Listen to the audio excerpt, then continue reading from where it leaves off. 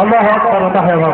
يا رب يا رب يا رب يسمع ويستجيب وينجح المواطن الفقير ابن القرية، المواطن اللي نازل بحق يخدم بلده، المواطن اللي عنده ولاء وحب لبلده. واستكمالا كل ينزل مع النظرة الفقرات كتير ومتعددة. قاعد بقى لسانها لازم الناس تقعد تاني زي ما كانت.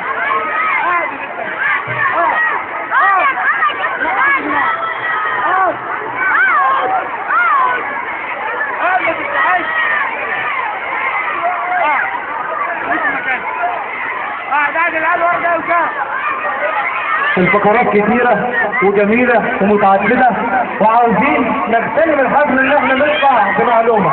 احنا ده كنا عملنا تعليق في البرلمان، هدفنا هدف تربوي وهو التفريق ما بين قوى الخير والشر.